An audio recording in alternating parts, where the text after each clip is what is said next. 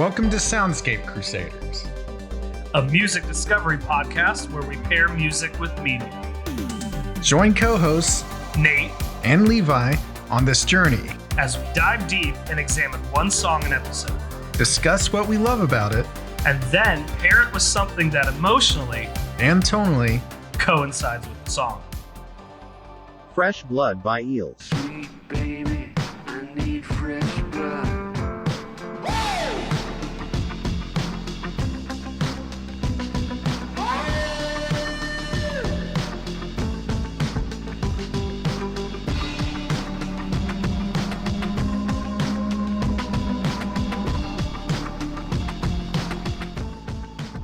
Man, you need to put some things I know. in your room, man. I know. At least behind me. Yeah, like put a post. You have all these posters, and I never see them. I'm so lazy. I'm disappointed in you. Just hang something up. It'll make you feel good. I'm a lazy man. Dude, I promise you'll put it up and you'll be like, oh, Feels like I feel better. See, like I got plants now. Is this gonna Got me cure some my plants? Is this gonna cure my stomach bug? Is this a guarantee? It'll cure your sadness. Guaranteed.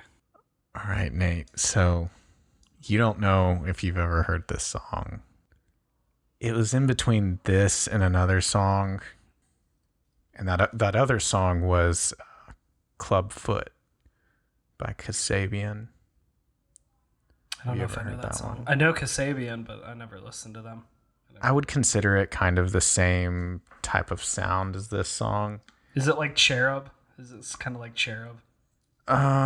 It's Cherub's not grungy, is it? No, they're not. The song that I chose is Fresh Blood by Eels. It came out around 2009, or in 2009 on the album Hombre Lobo. Wolfman? I think that's what that means, right? Is that what that means? I think so. My Spanish is real bad. So Eels is an American rock band. They're kind of alternative indie type. It's been featured in some shows and stuff that are popular, like True Blood. I mean, if you have a song called Fresh Blood. Never watched True Blood. All I know is it's about vampires, and so that makes sense.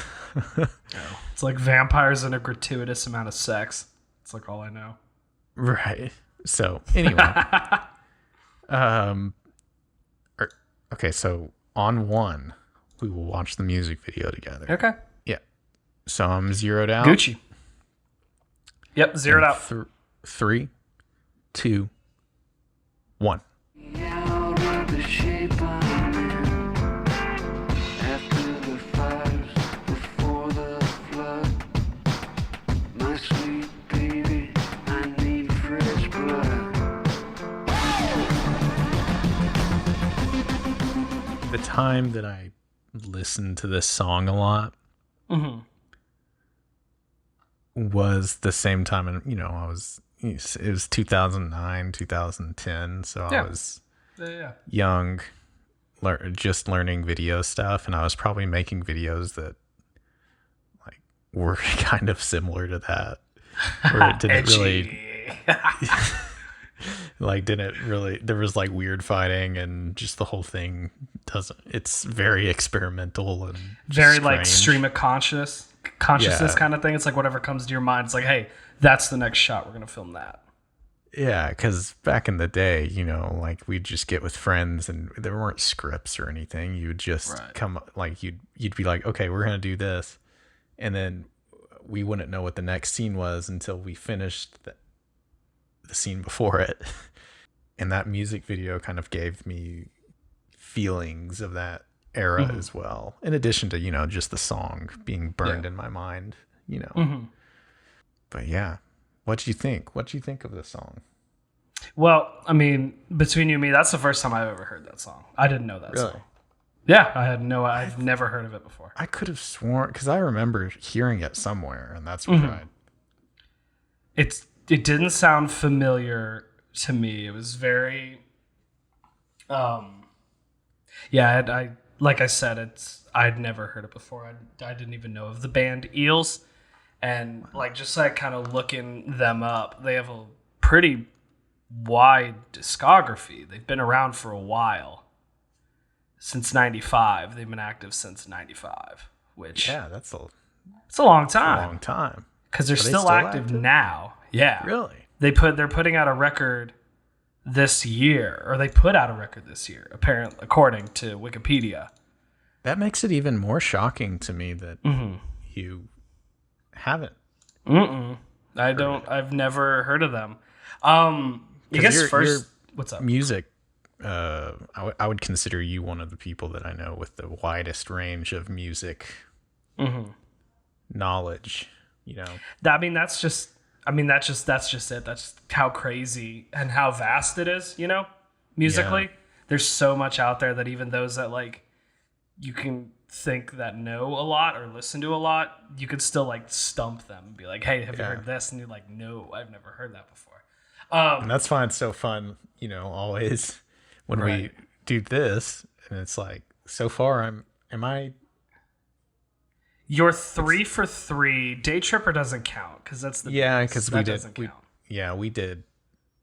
Kind of more popular songs. Popular songs. Yeah. So which were, both those songs we did those 2 weeks were great. I enjoyed both of them a lot. But other than that, because I knew the Flaming Lips, but I never dived too deep past the mainstream popular stuff just because it's not my thing. Right. But like that proves that I would probably like it, you know, because I like that song. I'm just like, there's so much out there. It's hard to listen to it all. But back to the track. Right. It's very groovy, very groovy. It's got a very nice, like distorted bass riff kind of underneath the whole song, which is, how it's supposed to be. They say bass and drums are like kind of the backbone. If you ever like go to a concert, like the bass player and the drummer will like lock eyes and stuff because they got to make sure they're on the same beat. A lot of like if you're playing in 4/4 time, a lot of bass notes either hit on the 1 and 3 or the 1 and 4, and then like the bass player can kind of follow that. But it was really groovy, super cool. I'm a super big sucker for distorted guitars. I love distortion. Oh, dude, same. Such a sucker. My whole Jack White era would like to speak with you. Just like crunchy guitar. Yeah, dude, it was good. I really, really liked it. Nice. I'm glad you liked it. Yeah, it's super groovy. The guy's vocals it's very non-conventional. It's not like non-conventional in the sense that like he's not going to be like in a choir or anything like that. But it's unique. Bluesy.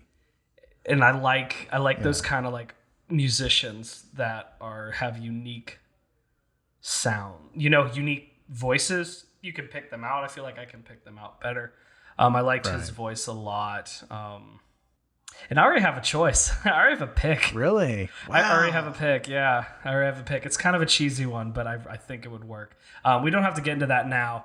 But So you told me right before we watched the music video, you've listened to this song for a while. I guess it came out, 2009 is what you said?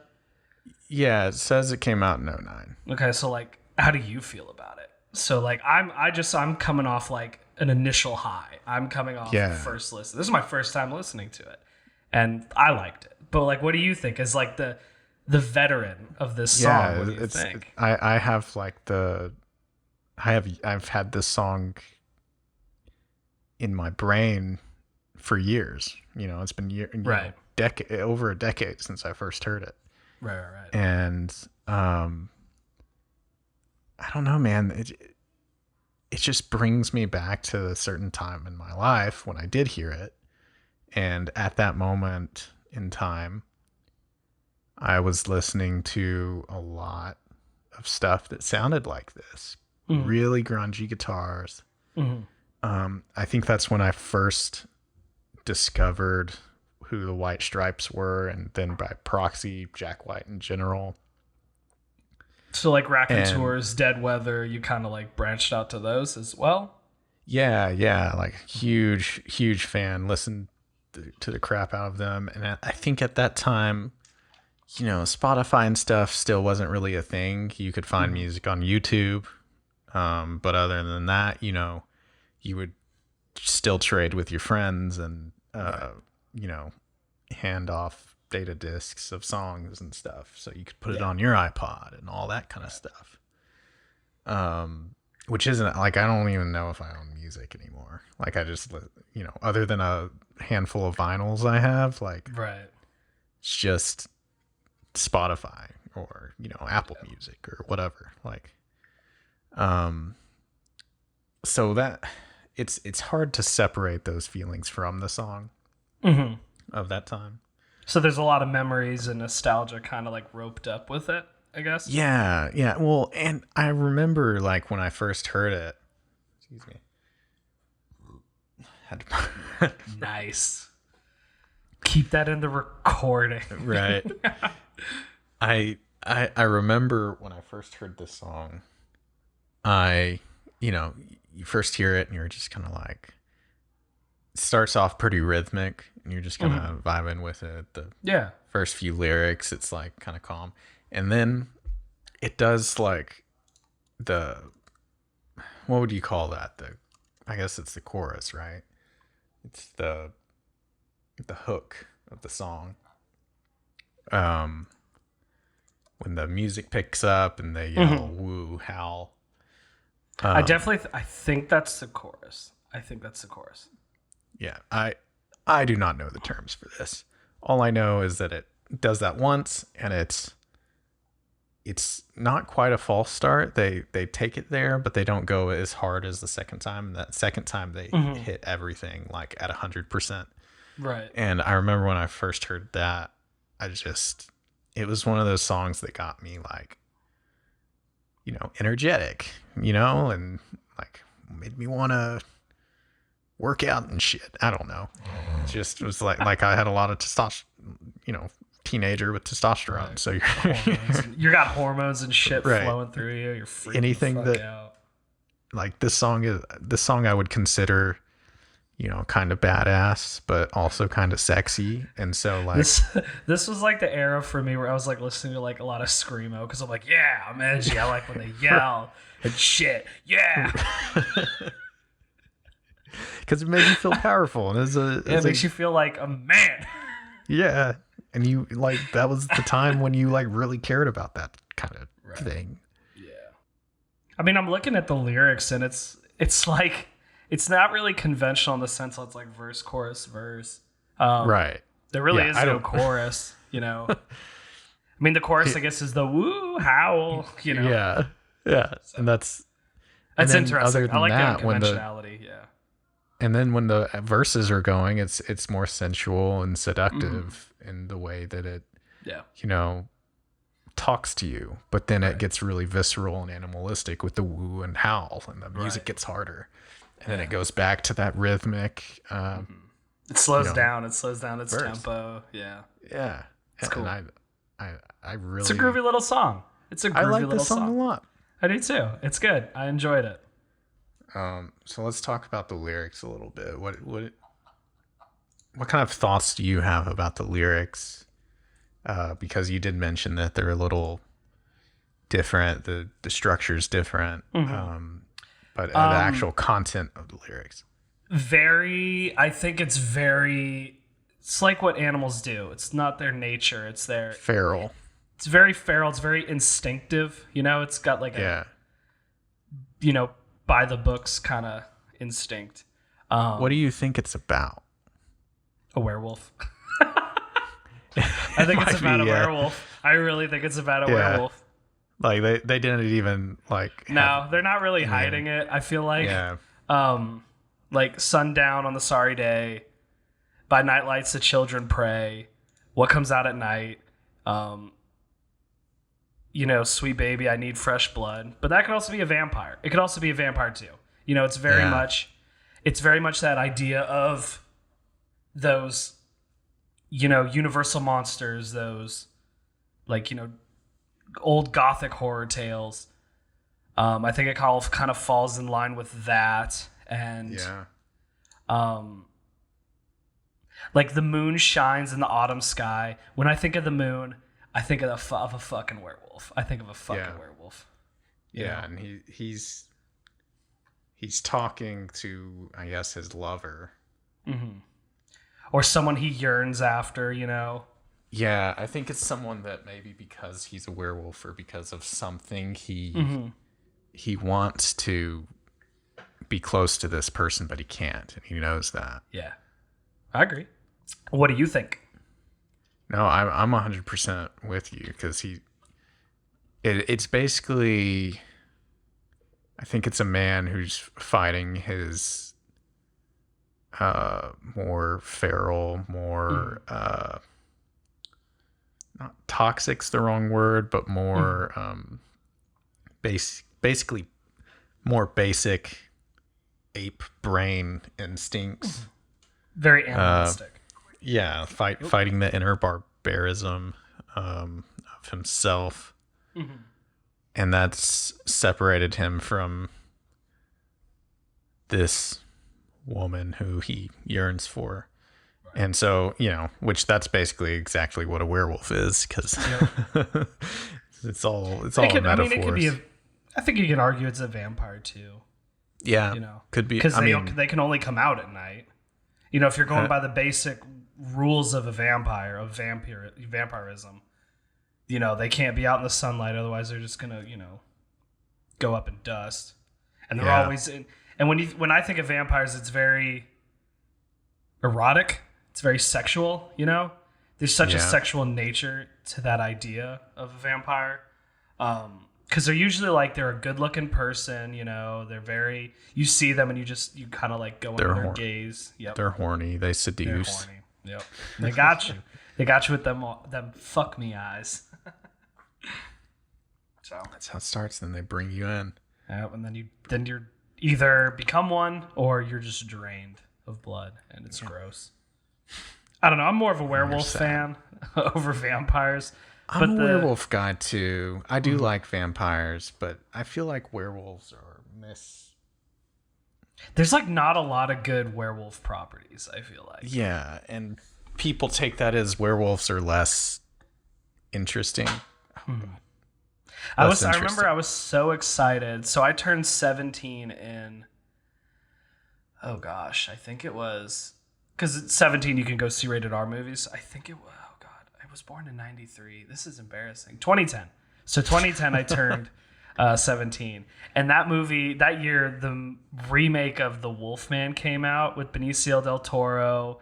Who else was in that? Hugo Weaving. It was a really good cast, right? I think Anthony Hopkins. Yeah, I was about to ask, is Anthony Hopkins? Emily Blunt was in it too. Yeah, those are the four main. There are a couple others, but they're kind of smaller actors. And I was super excited to see that movie because it came out around the time I turned 17. And I remember seeing that movie. This is not my pick, by the way. And I was so disappointed. I was like, this thing sucks. There was one good scene though where a dude got stuck in quicksand and the werewolf basically punted his head off like it was a football. Shit was so funny. But I was very disappointed with that remake, and I've never seen it. It's not good. It's not that good. Damn. I mean, it's Joe Johnston directed. What's up? Are the werewolf effects at least cool? Yeah. Fine. I have very low standards for werewolf movies. I just want the design to be cool and for it to be the design. I didn't think. I mean, the design looks like the old Universal Monsters because that's what it's a remake of. It's of that old one in the 40s. Here's a question for you. Go for it. This is very serious too. Hold on, let me get positioned to ask serious questions. So let me make sure. Excuse me. Focus. Nate. Yeah, what's up? Which design of werewolf do you fancy more? Do you fancy the, Universal Monster flat face, or do you like the muzzle? Are you a muzzle guy? Muzzle guy. I'm a muzzle guy, dude. That's I am a muzzle guy. That's the only correct answer. Yeah. So I actually like the 1940s film with Lon Chaney. Right. I actually think it's Claude Rains is in it. I think it's a really good movie. You can have great movies with the flat face. But I don't like the design, and the design for the 2010 was really reminiscent of that. I like my werewolves to be animalistic as fuck. I want them to look like a wolf. What's your favorite werewolf design? Oh, man. Okay.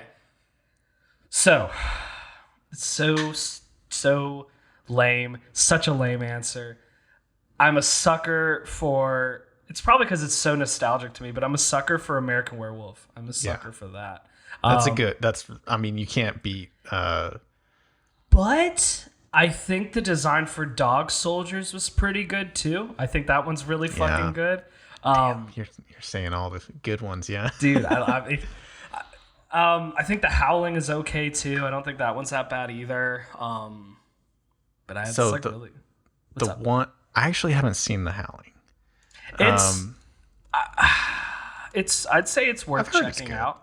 I'd say it's worth checking out. It's not my favorite, but Dee Wallace is in it and she's fucking great. So like putting American Werewolf aside because I feel like what's his name? I'm blanking on his name. The creature designer. Rick Baker. Baker, yeah. I feel like a fucking moron. So the Rick Baker design and transformation is top tier A-list, but pristine. But oh no, it's not my favorite because it's my favorite transformation, right? Like you can't beat that transformation. It's so good. But in terms of design only, it's almost there. Mm-hmm. But I don't believe that. At any point does he stand on two legs? He doesn't. It's all fours. He doesn't. It's all fours. Yeah. It's like a literal wolf. Yeah. I prefer You like bipedal. Bipedal. I like the bipedal. Okay. Bipedal? Is it bipedal? I think I've heard it both. I've heard it both ways. Yeah. I like my werewolves like that. I respect it. I respect a man who has taste and has a preference. I respect it. Dog Soldiers is kind of perfect. It's pretty damn good. It's actually a really good movie. I saw it about a couple years ago. We're getting a 4K DVD. Really? Oh, yeah, it's dude, coming that's out awesome. Soon, I think. It's a badass movie. I thought it was going to be like, it's got a lot of horror elements to it, don't get me wrong, but it's badass. It's like... No, it's awesome. It's a perfect mix of action and horror. Very much so. And effects. Yeah. And like... I think it was a pretty small budget. Neil Marshall directed. Right. And I think it's one of his first movies. Yeah, it's his first directorial debut. Oh, wow. He was a writer for a movie called Killing Time. Interesting. And then The Descent was his... I've only seen The Descent once, and I don't think I'll ever watch it again. It's very good, but it's claustrophobic as all get out. And it made me uncomfortable. Yeah, I don't like claustrophobic. No. I do think, though... underrated werewolf design is the movie Goosebumps, like that kids movie. It's very kiddie. I don't think I've seen that. Is it good though? It's fine. It's a fine movie. Did you read Goosebumps growing up? Yeah. Okay, I did too. I loved those. It's fun. It's very much oriented for kids. Like I probably won't ever rewatch it. But while the CG is pretty messy at times, I think it wasn't a super high budget movie. Mm-hmm. The design, it got good reviews though, right? It got enough good things for a sequel, which I haven't seen. But they have a werewolf that's like design wise, I like a lot.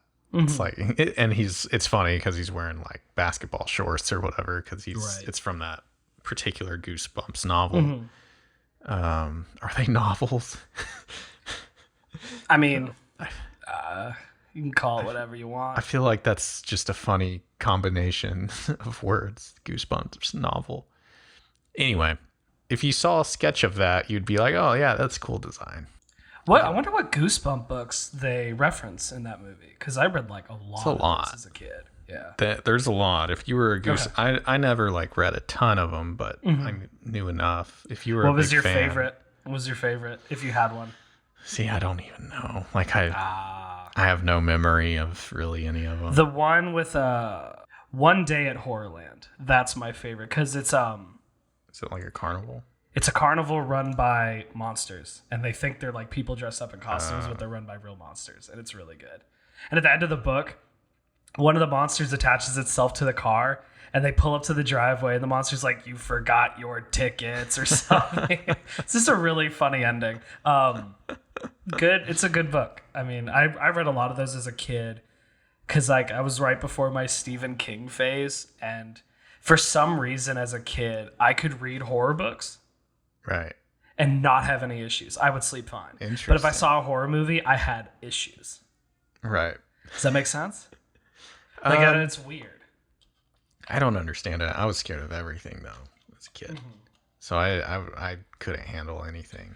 The thing about Goosebumps is, like, most of the time is, like, there wasn't a lot of death, you know? Yeah. And it kind of scooted around funny, too. Topic. And yeah. While I read a couple, I think Goosebumps, I read a lot of like what was that book? There was a book where like I think these kids were in a treehouse or something, but then they traveled back in time to different places.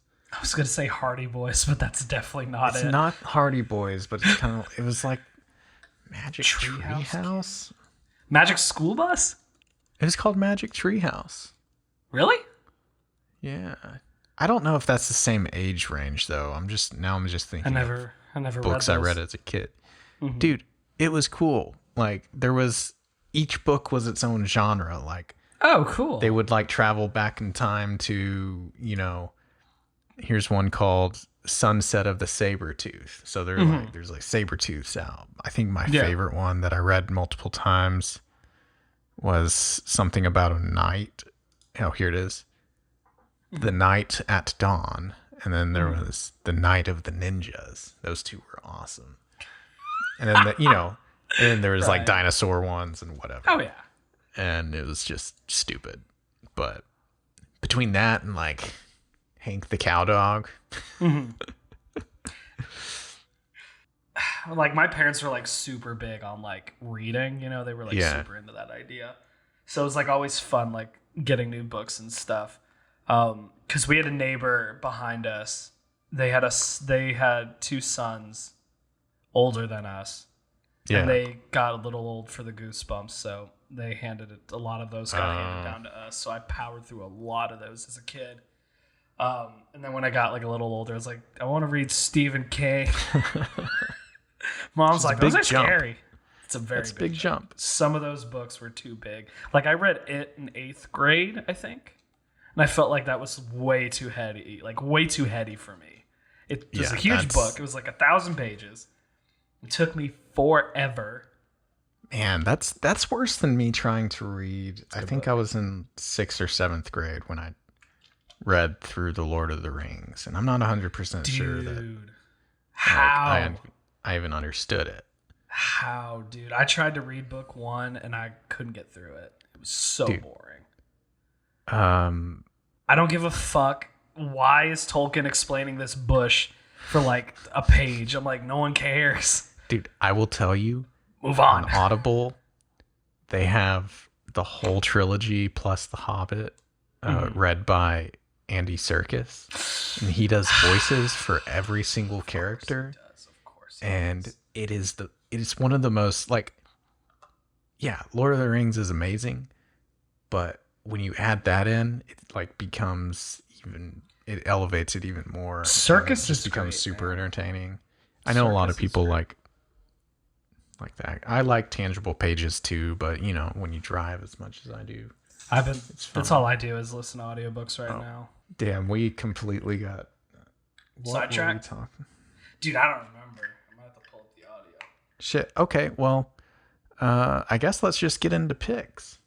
See, I have one off the top of my head, but it just fits the bill too well. It's not like I'm not using like my brain. maybe, to a full extent. I mean, but also, this song is not, I don't think it's super deep either. So, you know what? How about you go first? Go first and let me know. What is your pick of the week? Are you okay? Yeah, I'm good. I'm like, like I want the movie I want to pick just works too well, but I feel like I'm not pushing my thinking skills to the test. Does that make sense? I mean, mine's probably going to be obvious too. You know what? I'm going to go the obvious route. I don't think you're going to choose this movie. We had already talked about this movie because we already got on a werewolf design. I'm on a werewolf kick right now. Heck yeah. I love werewolves. This movie is a movie I watched way too young, and it left such an impression on my mind. And my choice is 1981's An American Werewolf in London. What happened to them? Well, the police report said they were attacked by an escaped lunatic. A wolf. My friend Jack was just here. Told me that I will become a monster in 2 days. Your dead friend, Jack. Yes. Gotta believe me, David. Believe what? You're one of the undead, and I'm a werewolf. Tomorrow night's the full moon. You're gonna change. A what? You'll become... I know. A monster. Good pick. I couldn't refuse. Yeah, that's hard. Like, how do you not pick that, right? It was either going to be that one or Dog Soldiers. Like, those were the two I had in my mind. Dog Soldiers was in my mind some too. That movie is kind of underrated, I think. I feel like nobody talks about that, Yeah. It's definitely not as popular. I think it was kind of not an indie, but I don't think it was wide release. Like, not everyone knows about Dog Soldiers, Right. But I guess we'll go back to the choice I picked. So yeah. Tell me about your pick. I mean, obviously we love this movie. Yeah, we both love this movie. You introduced this movie to me, actually. I think. I think that's right. This is like I said, this is one of those movies that would come on TV a bit, and I would watch it with my dad, and it would still scare the shit out of me, just because it's especially like the dream sequence, the nightmare sequence where he gets attacked by like the werewolf soldiers, the werewolf Nazi soldiers or whatever.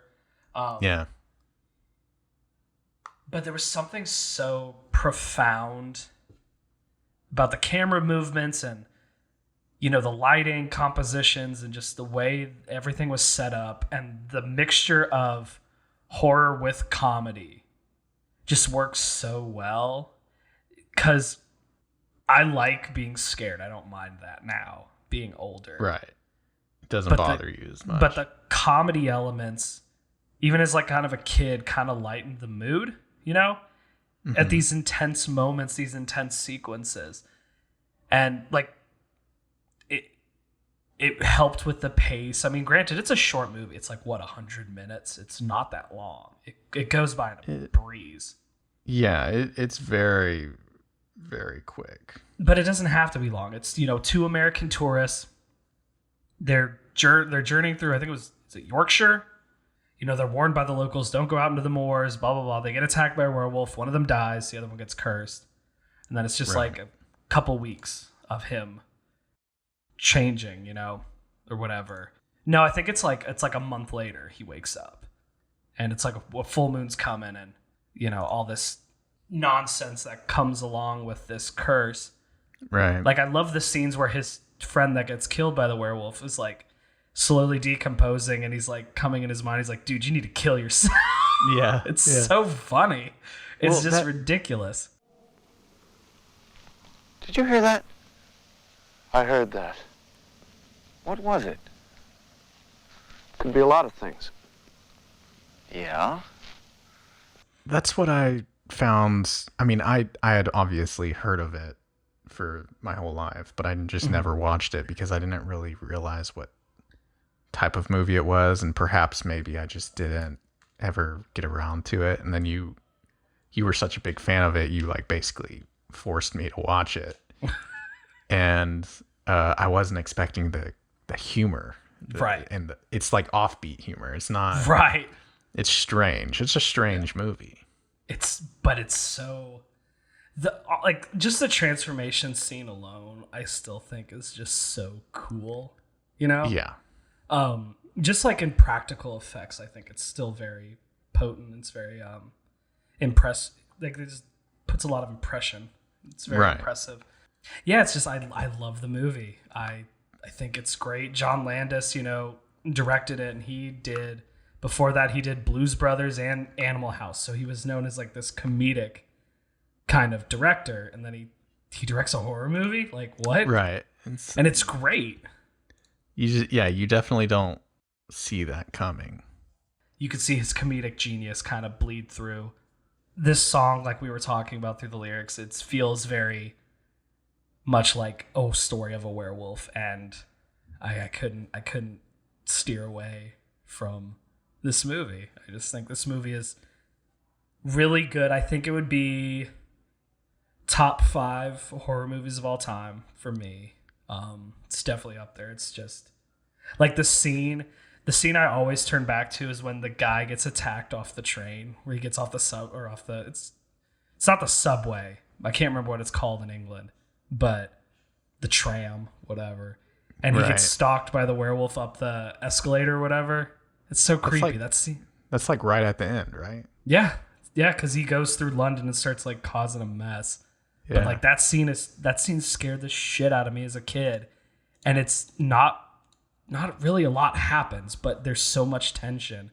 And there's so much that's not shown on screen that your mind is just like going nuts. Oh yeah, and it really captures that feeling of being out at night. Alone in the dark, and you hear something weird. Like there's just something about being in a public space like that that's completely abandoned at night. It's freaky, isn't it? Yeah. Because obviously he sees something, but we don't see it. You know? Yeah. Well, I don't even know if he does, but he can sense its presence, which is even freakier. Right. So there's so much going in your mind. Like also what I think is so really cool about this movie is they use first person to kind of captivate the movement of the werewolf, because obviously when the werewolf does move, it's really fakey. It's really outdated. Yeah. But to counteract that, they use the camera they use the first person. Which is honestly more interesting and more scary than if you had shown a CGI werewolf. I agree. Like if you had made this movie now, they would have had a CGI werewolf running everywhere. Same with Evil Dead. Oh, so true. Utilizing the first person. But like you barely see the werewolf at the end when he's at the bottom of the escalator. But it's enough. It's enough to freak. It's like Jaws, It's enough. And honestly, the effect still holds up, I think, really well. Yeah, I don't really think it's that bad because it's so far away. You're kind of like not as like, I guess, harsh on the detail. Yeah, I mean, and it's effective. You're in the moment. Yeah.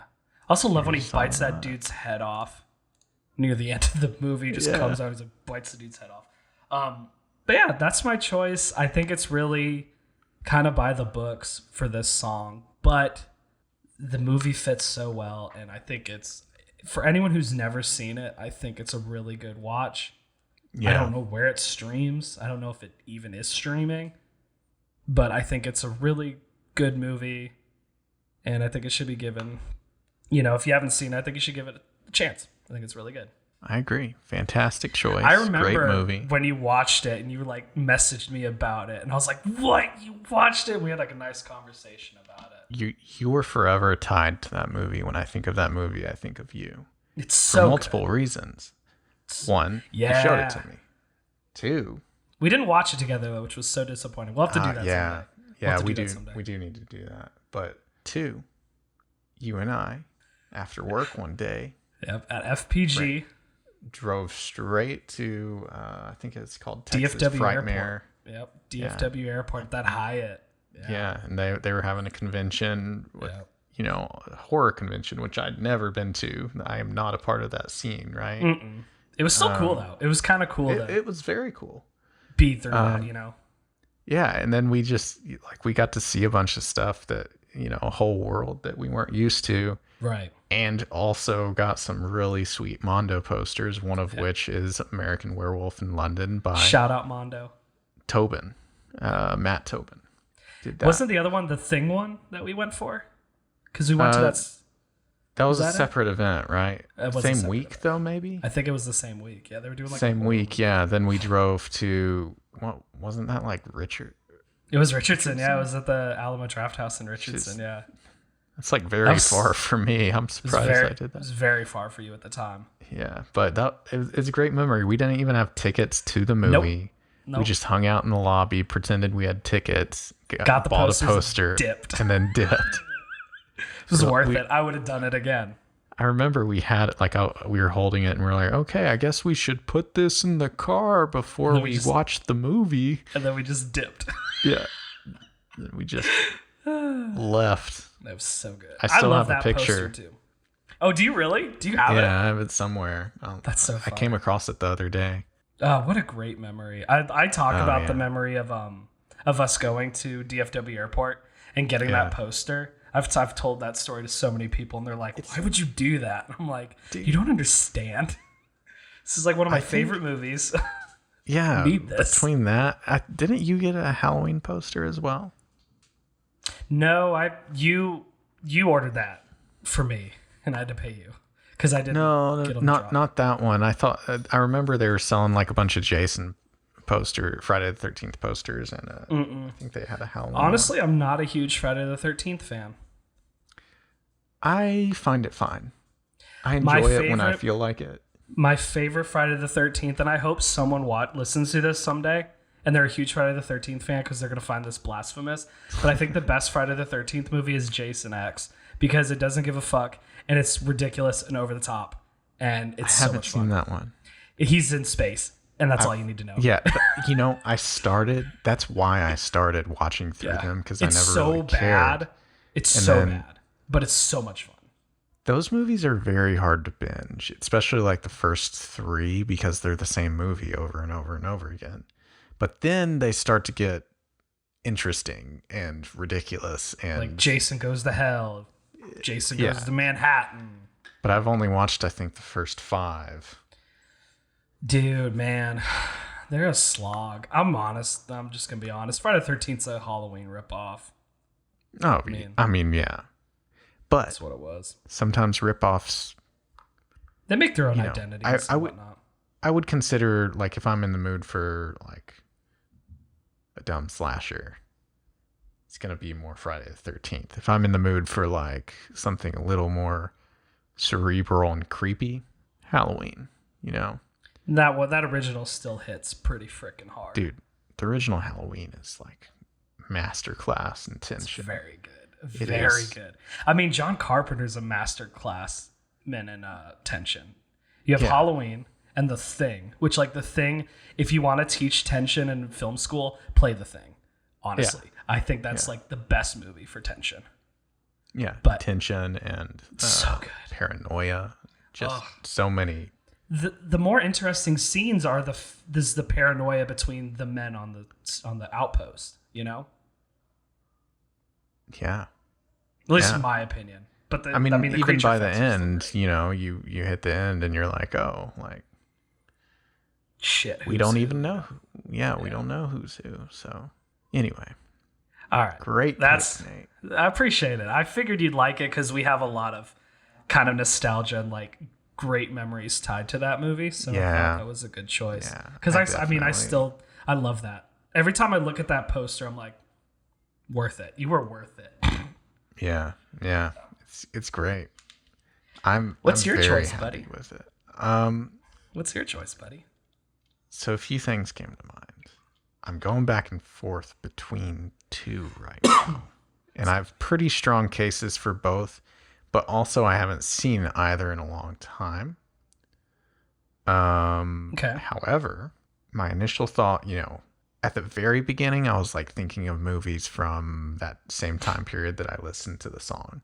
But then I was like, no, that's not quite right. Like, the movies themselves don't really fit that. And then you started talking about werewolves, and then we started reading the lyrics, and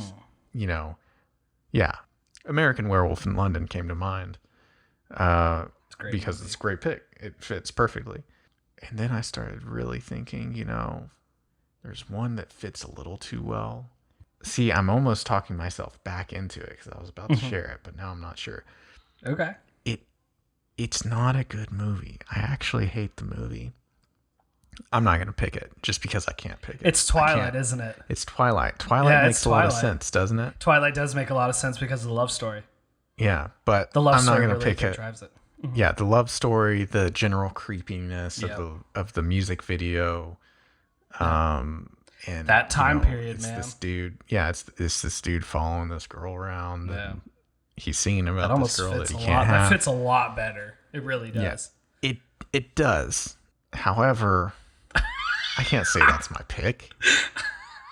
Like, I'm not a snob, obviously, but I've only seen one of those.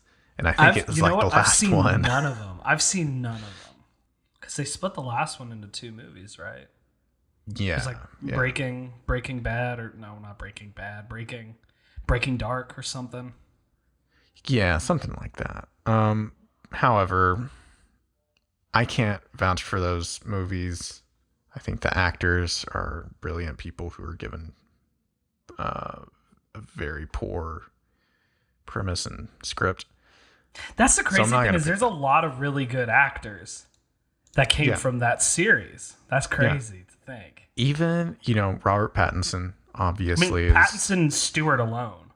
Yeah. They're good actors. Pattinson and Stewart are both going through like this Renaissance rebirth right now in terms of popular culture. But even before they hit mainstream again, they were doing really interesting art films and, different stuff.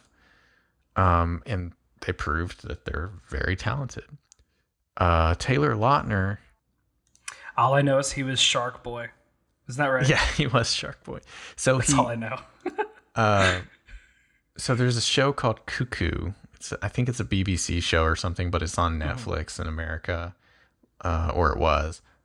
Pretty good. And we watched it. It's very good. The first season or 2 is excellent because it's this British family and their daughter marries this weird American hippie dude named Cuckoo, which is Andy Samberg.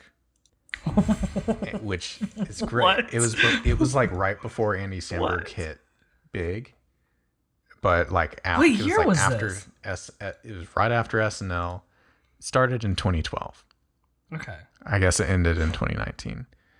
Andy Samberg was this weird hippie American, and he's disrupting this very rigid British family. And then he left the show after a season or 2, and then they brought in Taylor Lautner to be Andy Samberg's, I think, long lost son. And it's a running joke, I think, that they're they're not that far apart in ages. So it's this weird thing. What? But yeah, and then he and you're kind of annoyed with it at first because Samberg was so good. But then after a while you start to really like that character because the writing's decent. If the writing's good enough, Yeah, they found a way to kind of massage him in. And after some initial ickiness of something being different, you start to like him. And then that happened for a few seasons and then he left. But all that being said, Taylor Lautner was very good and he showed that he has some comedy chops and stuff. So I really can't blame any of the actors for that, for the Twilight franchise. Yeah. If someone contacted me today and they were like, we want you to reboot Twilight, I'd be like, sure, how much? Yeah, what's the paycheck, buddy? I would totally sell out. Right. Who wouldn't? Get your money. Do what Pattinson did. Get your bag. And then do all the fun stuff you want. Right. Because otherwise, you're just not going to get anything. Because, the ratio of failed actors to famous actors is a very wide gap. Yeah. It's a anyway margin. I'm not picking. That's not your choice. That's not my choice. I haven't seen enough of them to vouch for them, and even though it makes sense, that's not me. It makes a lot of sense in this. Yeah. So now I'm between two. I could go more of I could stay with kind of the werewolf theme, and it kind of has a love story in there. Or I could go full vampire, and it has some things in there that I could really work with. But because of the tone, I think I'm going to go for a little bit of werewolf and a little bit of vampire. I'm talking about leather, Matrix ripoffs. I'm talking about vampires and werewolves. I am talking about the 2006 American action horror film, which is a sequel to the 2003 film Underworld. Oh. I'm talking about Underworld Evolution. Some history is based on truth, some on lies. The war between vampire and lichen has raged for centuries. I was a loyal soldier in that battle, but I was betrayed, and now my own kind have turned against me. Yet I alone hold the key to saving our future. I thought you were gonna pick Van Helsing. The one with Hugh Jackman. That came to mind. It honestly Dude, if you had picked that, I would have flipped out. I actually kind of unironically kind of like that movie. It's really bad, but I like the concept a lot.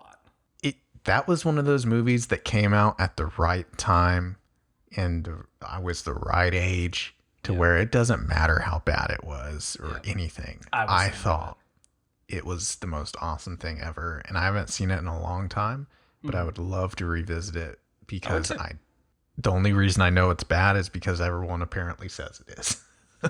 It's been a long time since I've seen it, but I always thought the concept was cool. But like I said, I've never seen The Underworld. Can you give me a little rundown?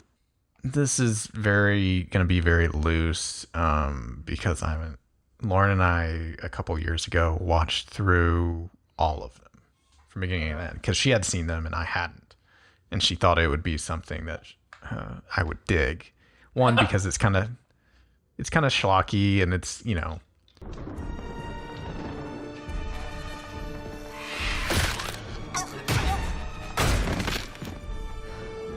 You don't scare me, Celine. Well, we're going to have to work on that. But it also has like this love story, and it's a love story. It's Kate Beckinsale, right? Kate Beckinsale. She's good looking. Yes, very much so. Yes. And Scott Speedman is the love interest, and he is, not too bad looking himself. Mm-hmm. It has a lot of other people in it, but it's basically the original one went real hard on trying to be the Matrix with vampires and werewolves. Really? Especially on like just the style, and it's like kind of saturated and desaturated and contrasty. Yeah. They really went with this like noirish. Yeah, they went with this noirish vibe, right? But then the reason I didn't pick that is because they fell too much into that. But I guess it was successful enough to spin off a bunch of sequels. There's like 3, right? There's like 6. What? How? Yeah. And they're all of varying quality. I don't mind the first one. I like Evolution, and then I don't think I really liked the third one, and then I think I liked the fourth one, and then like it's just kind of ping pong everywhere. God. Anyway, the second one is kind of when it fell perfectly into what it was, which was they have leather and stuff, but also like let's make it a little bit more Resident Evil and but with just vampires and werewolves. I've never had really the desire to see them. That sounds bad. It sounds really bad. I mean, I'm a sucker for anything with werewolves. And if I like Van Helsing, would I like it? Yeah. Yeah. It's very much in the same. It's less like steampunky and more not cyberpunky, but leather daddy punk. Leather daddy. I feel like this is one of those movies. If I got really trashed, I would just like have such a good time. Dude, yeah, there's action, it doesn't really matter what it's about. There's action, there's cool effects, there's werewolves, there's vampires, there's leather. It's basically Blade meets Van Helsing meets X-Men. Right. Those are the three movies that I would kind of smash together to make this. Because it is cheesy at times. Mm-hmm. Oh, it looks cheesy. But not in a bad way. In a good way. Yeah, exactly. Yeah. Like this trailer is making me want to watch it again and it's that era of like they'll have really good effects and sometimes they'll replace it with bad CG, but right. There's explosions. Oh my god. I'm going to have to watch this someday just cuz it looks ridiculous. Yeah, it's just a fun watch. But yeah, I think she's a vampire, but she's like a special one or something. All in all, it doesn't matter what it's about. It's just fun schlock, man. That's the best way I can describe it. It's what you do on a Friday night, maybe a Thursday night. You've had a long week. You're like, I'm gonna crack open a beer. Let's turn on Underworld Evolution. And, you might have a lamp on still. You're not taking the night too seriously, but, like, you just get drawn in by the movie. And then you're like, oh, man, this is just fun. Like, I'm relaxed. I'm not thinking about anything. It's entertainment. It's a carnival ride. Honestly, a kind of an interesting double feature would be that and American Werewolf. I think that'd be a really interesting double feature. I'm finding as we do this podcast more and more, it makes great double, triple features. Yeah. The pairings are always perfect. But I think that's like why this one would work with like American Werewolf and Underworld Evolution, because they're totally different, but there's still tons of fun, Which would you start with? Like if you had to pick the viewing order. Well, they're both about the same time length. Oh, really? Underworld Evolution is 106 minutes because I'm on the page right now, and I think American Werewolf in London is like 90 something minutes. 97 minutes. So they're both literally this like kind of the same length. Yeah. I think I would do American Werewolf first. I think that's what I would too. On Underworld. Because then you end on like a high note. Probably a better when note. You're starting to get when you're starting to get tired, you don't want you want just and like not to like bash American Werewolf in London, but the ending is not good. Right. You don't leave with you don't feel happy. Butterfly. Yeah. And I honestly don't remember the ending of Underworld, but I guarantee you'll leave and you'll be like, oh yeah, that was crazy what they did there, or like because American Werewolf that was funny. Just depressing. Yeah. The ending's just depressing. But Underworld is by far like it's not in the same league as American Werewolf, but it looks tons of fun. It looks cheesy, but I'm not saying that in a bad thing because there's a lot of movies that are cheesy that I love. It's an easy to watch movie, dude, and sometimes that is very important. People say cheesy is bad, but a good slice of American cheese hits right. Hell yeah, dude. My whole life, like my cinema experience, like I'm not like if you showed me like if you're like, hey, you want to watch the next Richard Linklater movie, or do you want to watch Commando for the 30th time? I would probably go with Commando. I like Linklater's films, I do, but like his new one actually looks cool. What's his new one? Isn't that him? He's doing like the rotoscoped one for Netflix. He might be. I love School of Rock. School of Rock is amazing. Yeah. Yeah. I was more so thinking of like Boyhood. Yeah. And like Everybody Wants Some. Oh, Bernie's actually really good. Really, very good. Actually, A Scanner Darkly is not bad either. I grew up like very close to the town that. Wait, really? Bernie was. It captures East Texas too. It's Carthage, right? Yeah, yeah. Like Carthage was our like we played them in football, and like sports and stuff. Yeah. And Jack Black's really good in that movie. Oh, he's great in it. It's a great really story. Yeah. But my favorite part is like they got the locals right. That's the perfect. I've never seen a movie portray like where I came from. Fun fact: Linklater went to my brother's alma mater at college. Really? He went to Sam Houston State University. That's interesting. Mm-hmm. He's an auteur. He's an auteur. Look at that. And he's yeah. Okay. Let's change that. If you said let's watch this Fellini movie or let's watch Commando for the 30th time. 8.5 for Commando, buddy. What are you picking? 8.5 is one that I actually really like. Oh, but fuck. What is it? La Dolce Vita? Satyricon. Oh God.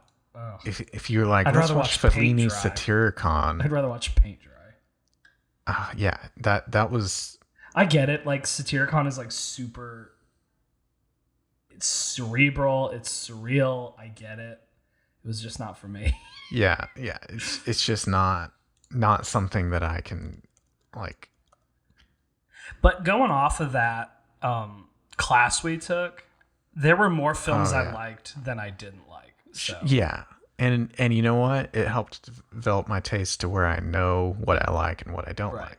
La Dolce Vita was good. I liked what was the Juliet of the Spirits? I thought was really good too. La Strada, the best. La Strada's perfect. My favorite. Great movie. Favorite Fellini film. It's so La Strada. Good. Oh. It really is. It's fantastic. Yeah. Anyway, yeah. I guess those are our picks. Yeah, no, dude, we had good picks. American good Werewolf double feature in London right there. And Underworld Evolution. You want to know what my almost like number 2 was? That almost was number 1. Lost Boys. Ooh, I would have been happy with that pick. That's a great movie. Yeah, I was stuck in between a rock and a hard place. You know, we reference Lost Boys in the first episode. Did we really? I think I referenced it because we started talking about Joel Schumacher, and I said just by making that movie, he's like good in my book. Yeah. Lost Boys is great. Kiefer Sutherland is, he's creepy, dude, and he's a bad movie. Man. That movie just has style, and it's it has swagger. It has swagger to it too. For a movie released in theaters to have like that kind of style, we still have good movies with style, but less and less are going to theaters. And then you look back at this movie. This movie had such a personality, and it was very provocative in a way, you know? Yeah, you watch it and you're like, oh, I 100% know why they hired Joel Schumacher to take over Batman. Or, you know, like I like the word bravado. I like that word bravado you use because it's so there's so much. It's so boisterous of a movie. Yeah, I would have been happy with that choice. Just like there's like it gives you those feelings of like being that age and like it captures that teenage and those teenage years really well. Everything's and how you want to be with the cool kids and but the cool kids are also vampires. Right. But then also like kind of like you have a crush and you're like, puberty. It's just you got hormones and and then there's just like old up dudes playing saxophones and I forget his name. What is his name in that movie? He's a very famous saxophonist. Is that what it's called? I think so. My brother would know. Tim Capello. Tim Capello? there's no pronunciation guide. But he's a very... Oh, wow. He supported Tina Turner in the 80s and 90s. Yeah, wow. He's like a very well-known... He's the sexy sax man, that pretty much. That's crazy. Dude, the beach saxophone awesome. Guy. Yeah, hell yeah. It's a bad. He's in a Gunship for, I think, their Dark Days album have him featured in like one or two songs. Oh, that's so cool. Good choice of song too. Like I said, I never heard this one before. Super groovy. It's gonna go on rotation. Thanks for listening. Follow us on Twitter @Sound Crusaders or Instagram and TikTok @Soundscape Crusaders. Until next time, where we go from there is a choice I leave to you.